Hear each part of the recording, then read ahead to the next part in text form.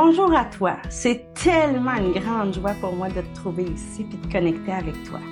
Je suis Jessica Raymond. Je suis accélératrice de passerelles de connexion dans les relations. La relation à soi, la relation aux autres, surtout la relation qu'on a avec notre famille et nos enfants. Je suis fondatrice de Chapeau Pointu. Les interactions humaines, c'est ma passion du plus loin que je me souvienne. Ici, je vais vous accompagner à agrandir la conscience, faire popper les possibilités.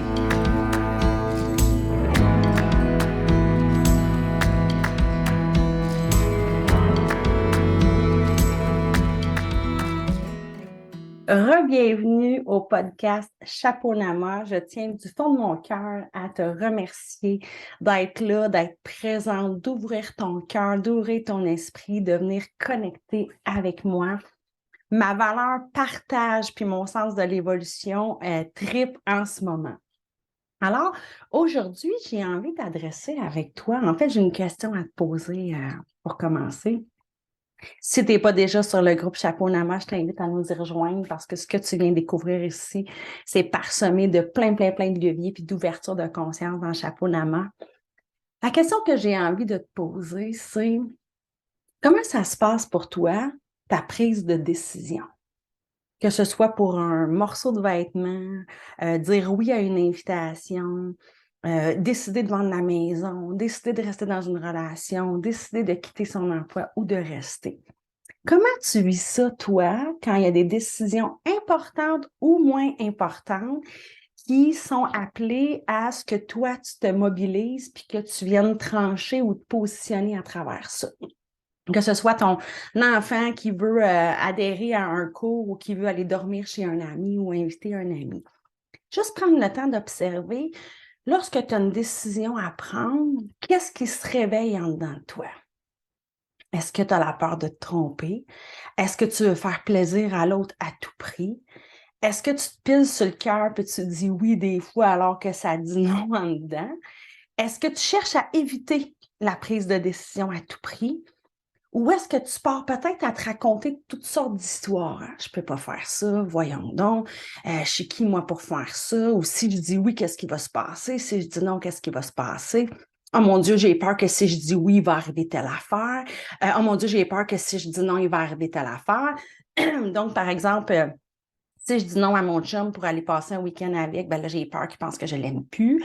Là, on en revient aux peurs. Hein? L'épisode précédent, on parle des peurs. Si tu ne l'as pas écouté, tu vas pouvoir aller te connecter à ce processus-là de comment la peur se pointe, puis comment je peux vivre avec, l'adresser, puis la transformer en énergie au lieu d'en cristalliser. Donc, j'ai envie de te parler de la prise de décision parce que pour plusieurs femmes, c'est un processus complexe qui amène même parfois, ça me fait penser à ma mère, elle me dit souvent l'expression « Ah, je suis déchirée, là. Ah, je me sens vraiment déchirée. » Tu sais, puis parfois, c'est juste d'aller avec une amie ou venir souper avec moi, par exemple. Ou aussi banal d'un pantalon rose ou un pantalon rouge. Elle, dans son monde, ça s'exprime par du déchirement intérieur. Puis je trouve ça intéressant parce que souvent, quand on a des décisions à prendre, quand tu as des décisions à prendre, on a plus qu'une partie de nous qui se manifeste. Donc, déjà, j'ai envie de te dire qu'il y a des fois où tu prends des décisions parce que c'est ça, c'est clair, c'est facile de décider. On va-tu au spa aujourd'hui? Oui, ça me tente, on s'en va au spa aujourd'hui. Dans ce processus-là où ta décision est claire, assumée, cohérente avec ton système de valeurs, cohérente avec qui tu es, tous tes indices dans ton corps te le disent, c'est ça qui est requis et juste de faire. Parfois, des évidences contraires sont là. Non, ça passe pas, je le sais déjà, j'irai pas là, c'est pas pour moi. Donc, quand c'est un oui du cœur, puis quand c'est un non du cœur, mais qu'il n'y a pas de partie qui se manifeste, puis qu'il n'y a pas de dilemme, ben là, c'est facile. C'est facile parce que tous nos indices intérieurs nous ont dit oui ou non, puis on l'assume, puis on est assis dans ce processus de décision-là.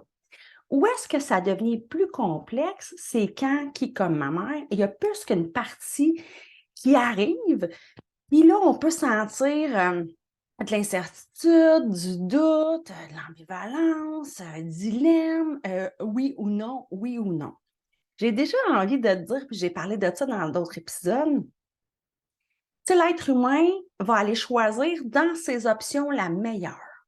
Et quand on a une seule option, on est dans de l'obligation.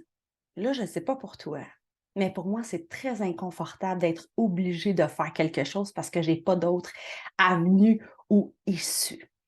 Donc, si je pars de ce principe-là, que de me sentir obligée, ça contraint à l'intérieur, ben, je te donne une piste ici qui est intéressante, c'est comment tu peux inventer d'autres options.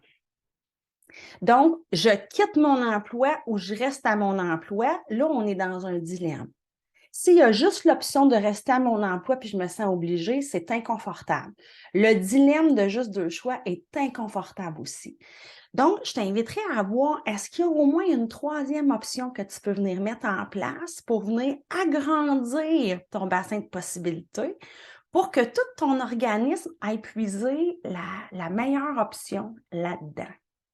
J'avais fait beaucoup de lectures, j'ai envie de te partager ça. Sur les habiletés, beaucoup en milieu du travail, mais dans la vie personnelle aussi, une des habiletés recherchées, c'est cette capacité-là de créer des options et d'inventer des solutions.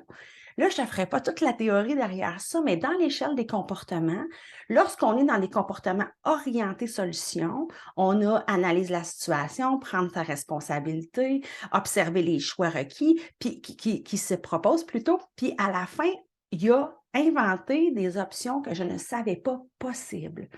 Parce que, dis-toi que tu regardes toujours une situation avec ton modèle du monde, ton histoire de vie, tes filtres. Ah, j'ai fait un podcast sur les 12 rideaux que tu peux aller voir. Et parfois, il y a des options qui ne sont pas possibles en ce moment à cause du filtre d'omission, qui sont cachées dans notre angle mort, mais avec la question baguette magique, là, si tout est possible, ce serait quoi l'autre option que j'ajouterais? Donc, je te donne l'exemple, ça m'a pris beaucoup de temps avant de décider de quitter définitivement la commission scolaire parce que j'avais ma permanence, beaucoup d'expérience, assise, reconnue, efficace. J'avais plein de morceaux qui me gardaient en sécurité, qui me gardaient en sécurité. Donc, entre rester là à 30 heures semaine pour le reste de ma vie, ça ne voulait pas à l'intérieur. Parce que la sécurité était rencontrée, mais pas l'évolution, ou que l'évolution était plus rencontrée. Et quitter complètement, d'un coup sec, donner ma démission, ça faisait lever plein de peurs en dedans de moi, plein de freins, plein de blocages parce que je voulais continuer d'évoluer, mais et là que j'avais besoin de sécurité. Donc, qu'est-ce que j'ai fait dans le même angle de ce que je te partage? C'est que je suis venue inventer des choses possibles. Donc, c'est ajouté après cet exercice-là pour moi, de prendre un sans solde, de devenir à temps partiel, de prendre un poste qui requiert moins d'heures. Et là, j'ai décidé d'explorer ça pendant 1 an, puis j'ai même prolongé une 2e année. Ça, c'était beaucoup plus satisfaisant au niveau de la sécurité et de l'évolution parce qu'en étant sur un plus petit poste, ça me permettait d'enseigner la PNL, de coacher, de préparer toutes sortes de formations pour le milieu scolaire. Donc, déjà, la première chose, je t'invite à t'observer dans ton processus de décision. C'est quoi les indices qui sont là quand c'est un vrai oui assumé, puis tu n'as pas besoin de réfléchir 14 heures pour pouvoir prendre ta décision? Ça se passe dans ton corps. On a des indices corporels ou dans notre tête, ce qu'on se dit, qui nous disent que c'est cohérent, aligné et juste. Quand il y a un non qui dit je ne vais pas là, c'est pas pour moi, c'est pas maintenant, c'est pas mûr, il y a aussi des indices corporels qui sont des indices de bonne décision, des indices de cohérence intérieure.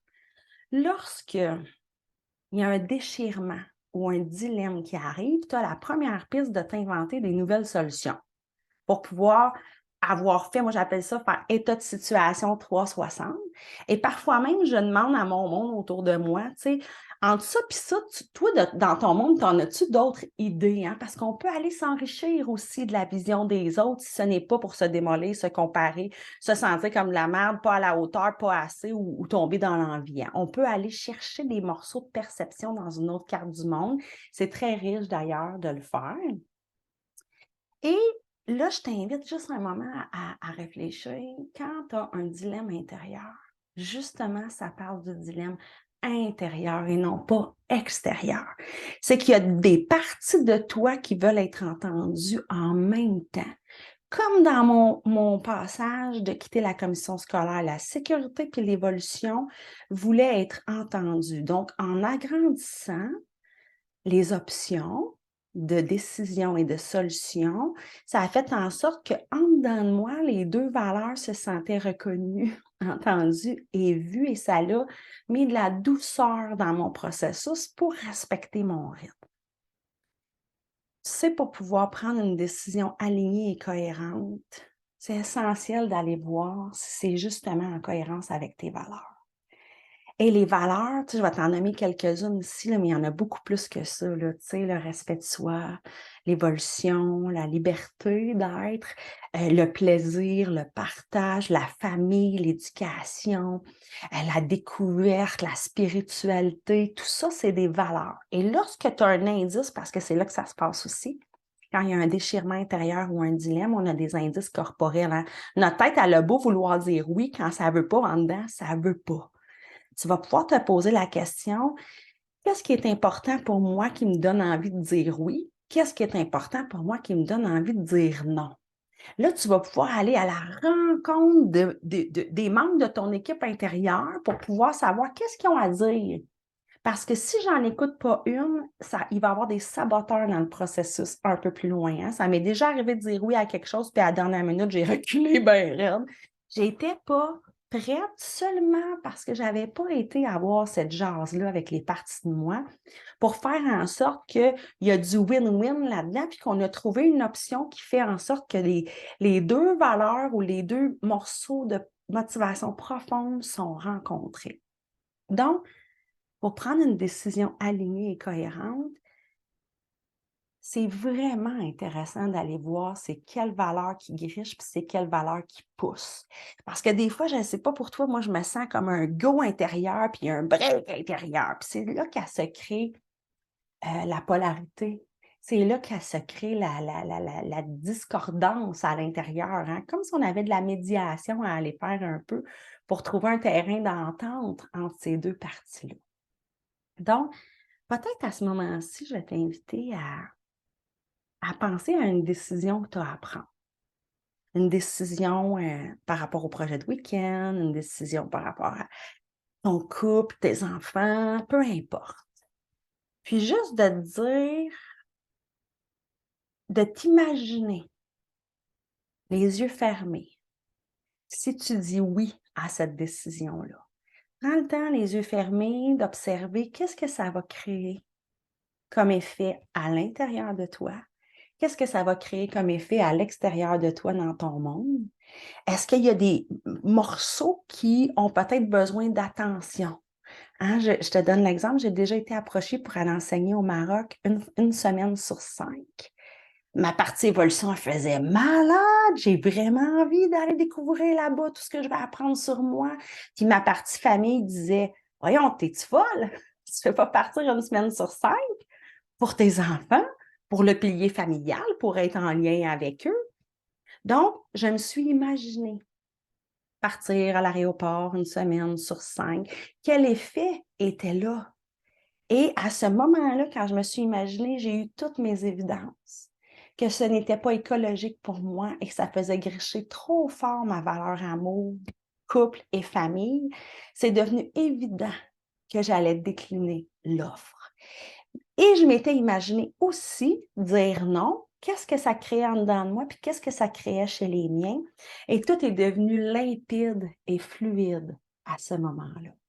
J'ai même pas eu besoin d'aller inventer d'autres options entre les 2 parce que l'exercice de m'imaginer que je disais oui ou que je disais non, puis de voir ce que ça me faisait vivre comme si j'avais pris réellement la décision, puis de voir quel effet ça avait sur les miens, ça a été hyper porteur et ça m'a placée au lieu de ruminer ça pendant des semaines, puis revirer la question de tout bas de côté. Parce que lorsque ça fait longtemps que tu réfléchis à quelque chose, avec ton unique point de vue, ce n'est que des boucles répétitives de mots, de phrases et de pop-up que tu as déjà ressassés. Donc, Ici, à Chapeau-Nama, ce que je vibre et que je souhaite pour toi, c'est d'aller créer du nouveau dans tes paroles, dans ton système de pensée, dans tes outils pour te mobiliser, dans comment faire pour rester en maîtrise de toi, pour gagner du temps, gagner de l'énergie, mettre plus de douceur à travers les processus. Donc, dans ton processus de prise de décision, dis-toi une chose, c'est qu'il n'y a rien qui change si tu l'adresses de la même manière. Fait que je te partage aujourd'hui avec plaisir de faire la passerelle avec les valeurs qui veulent être entendues, cachées derrière la prise de décision. Venir peut-être inventer des options que tu n'avais pas imaginées encore et de pouvoir te visualiser comme si la décision était prise et d'aller observer tes indices internes, puis de te projeter sur l'effet que ça a dans ton monde, si tu acceptes, si tu refuses, si tu inventes quelque chose de nouveau à travers ça. Donc, je trouvais ça important, puis tu sais, à travers le processus de décision, ça peut nous amener de la cohérence au niveau des valeurs ou ça peut nous amener un conflit au niveau des valeurs. Et puis ça peut durer très longtemps. Hein, j'ai une de mes clientes, une maman qui me disait que ça faisait 5 ans qu'elle pensait à mettre fin à la relation, puis qu'elle était incapable de le faire au nom de la famille puis au nom de la sécurité.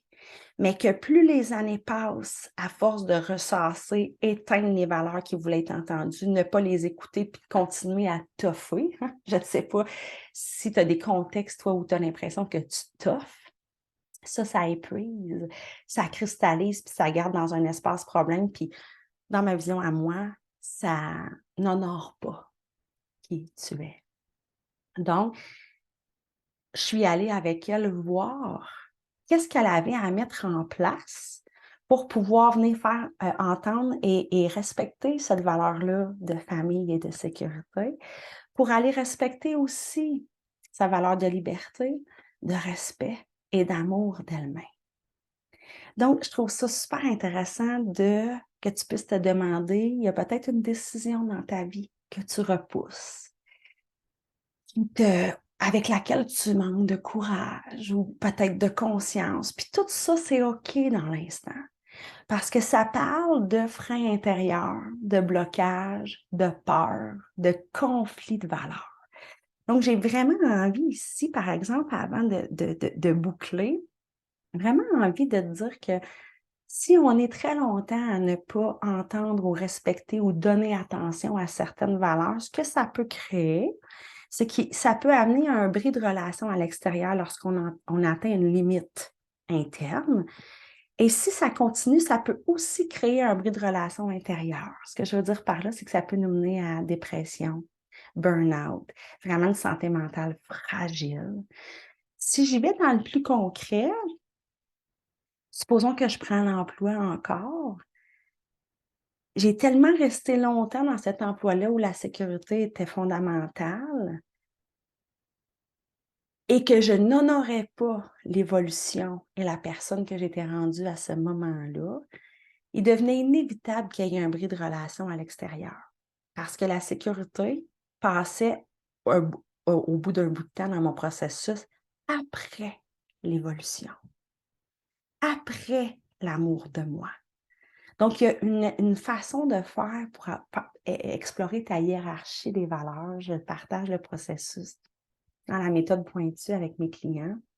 Déjà là, je te parsème des idées de valeurs, puis l'idée d'aller voir laquelle qui est fondamentale, qui permet à l'autre de s'installer. Et ce que j'ai découvert après ce processus de décision-là, où il y a eu un bris de relation avec ce milieu de travail-là en commission scolaire, c'est qu'au nom de ma propre évolution et de l'amour de moi, s'est installée une sécurité intérieure. Et ça, c'est intéressant. Parce que j'ai été des années à penser que la sécurité passait juste par une permanence et un salaire aux 2 semaines. Vous voyez où je veux en venir? Parfois, on a l'impression que la valeur sécurité, c'est la seule place qui peut être comblée. Alors que la sécurité intérieure, ça s'installe en dedans, avec de l'accompagnement, du temps, de l'engagement, puis un processus, évidemment. Donc, ce que je souhaite le plus pour toi, pour moi, pour nous les femmes et tous les êtres humains, c'est qu'on n'en vienne jamais à un bris de relation interne. Parce que c'est comme si on reniait des parties de nous. Puis tout notre organisme va réagir avec de l'épuisement, de la fatigue, des idées moins lumineuses. Ça nous cristallise dans le problème, ça nous amène à des arrêts de travail, à dépression, burn-out. Et ça, c'est un espace que je souhaite qu'on va tous pouvoir ne pas avoir à visiter et que les gens qui ont à le visiter, je suis convaincue qu'à travers ça, il y a plein d'apprentissages de soi, puis que c'est souvent, je dis en coaching, un cadeau mal emballé, parce que ça permet quelque chose. Et toutes les femmes que j'ai accompagnées qui se sont ramassées dans cet espace-là, que je vais mettre en guillemets, mairie de relation avec soi, ils parlent d'une forme de déconnexion. Et quand j'enseigne tous les principes de mon approche, je parle de ce grand désir-là profond que je porte en moi d'aider les gens à mettre plus de cœur et plus de sens dans leur quotidien, plus de cœur et plus de sens envers nous et envers nos humains les plus précieux. Et quand je parle plus de cœur, je parle d'une connexion à nos valeurs. Et plus de sens, je parle de venir permettre la contribution et de transmettre qui nous sommes, nos dons, notre essence, notre vibration. C'est comme si, quand il y a un conflit de valeurs, mettons la sécurité, puis le respect de soi, puis l'évolution, puis la liberté, c'est comme si ça vient faire un gros, gros, gros blocage et ça nous déconnecte de notre charpente intérieure que j'appelle de nos fondations, de nos valeurs fondamentales. Et se rappeler que les valeurs, c'est notre moteur et c'est ce qui vient lier ce que je fais, ce que je dis, à qui je suis. Alors, ô combien important de se poser la question, qu'est-ce qui est super important pour moi là-dedans? Je te fais une bébé parenthèse, c'est une question que j'utilise tellement dans une semaine, là. Je me rappelle, écoute, je vais te prendre un exemple hier, là. Mon fils, il est arrivé, il a commencé l'école, une école privée en sonorisation de musique. Il est arrivé en disant Asti, tout le monde est dans ma bulle dans le métro, le monde me touche les cheveux. J'aurais pu, sur le pilote automatique, essayer de le convaincre que c'est pas si pire que ça, le métro. Et en même temps, j'ai choisi d'utiliser la question qu'est-ce qui est important pour toi là-dedans? Il me dit avoir la bulle, puis qu'il respecte mon espace. Alors, tu vois, c'est sa valeur de respect qui hurle dans le métro. Alors, je lui ai dit, comment tu peux faire en sorte de te construire une bulle solide pour que les gens, comme, soient appelés dans l'énergie ou dans ton positionnement à te respecter? Il dit, je vais me prendre une place dans le coin, puis je vais me tourner face à eux pour pas qu'ils touchent mes cheveux. Alors, à travers le processus de décision, je t'invite à te demander qu'est-ce qui est le plus important en ce moment pour moi. Ça te permet d'aller placer ta hiérarchie des valeurs. Donc, je récapitule. L'enseignante en moi a besoin de venir faire du sens pour toi. Tu as une prise de décision importante à prendre et peut-être même que ça fait longtemps que tu la repousses. Je t'invite à te demander, dans les deux cas, qu'est-ce qui est important pour toi de rencontrer? D'aller voir s'il y a la possibilité d'inventer des options entre le oui ou le non, de venir nuancer ou de venir morceler. Tu peux aussi t'imaginer, comme si tu avais pris la décision de fermer tes yeux puis de voir qu'est-ce que ça crée en toi et dans ton environnement. Et tu peux aller voir aussi à travers les valeurs qui sont cachées derrière, laquelle est primordiale dans ton monde. Pour ma part, évoluer et partager est vraiment haut dans mon échelle de valeurs. Fait que si tu m'invites à aller manger au poulet frit Kentucky puis qu'on ne sera pas assis à la même table, pas grand chance que je te dise oui parce que je connais vraiment mes valeurs, tu sais, et je me le demande souvent. Est-ce que cette proposition-là dans la business, est-ce que cette proposition-là de week-end va me permettre d'évoluer puis de partager, d'être en lien? C'est fondamental pour moi aussi. Alors, je ne sais pas comment tu reçois tout ça puis comment tu es confortable dans ton processus de prise de décision, puisqu'on est appelé à prendre des décisions tellement souvent dans notre vie, certaines plus banales, certaines plus importantes, certaines qui ont une portée aussi, pas juste sur moi, qu'elles soient banales ou pas, d'aller vérifier il est où le break, il est où le go, c'est une piste super intéressante pour toi. Je t'invite à commenter, m'écrire. Je suis super ouverte à échanger, à communiquer. Je me garde une fenêtre à tous les jours de la semaine pour les femmes dans Chapeau Nama, pour aller faire du sens parce que, souviens-toi, ma valeur partage et évolution sont en tête de liste, donc c'est très cohérent pour moi de venir à ta rencontre. Et je t'invite à partager, diffuser si cet épisode-là résonne avec quelqu'un dans ton entourage qui a du mal à prendre des décisions, qui se sent déchiré, que ça crée du conflit intérieur, du grand inconfort et que ça amène aussi une difficulté à se positionner. Je t'invite à justement lui partager cet épisode-là de podcast. Je te souhaite une merveilleuse journée et de la légèreté dans ta prise de décision et énormément de cohérence avec ce que ton cœur vibre. Ciao!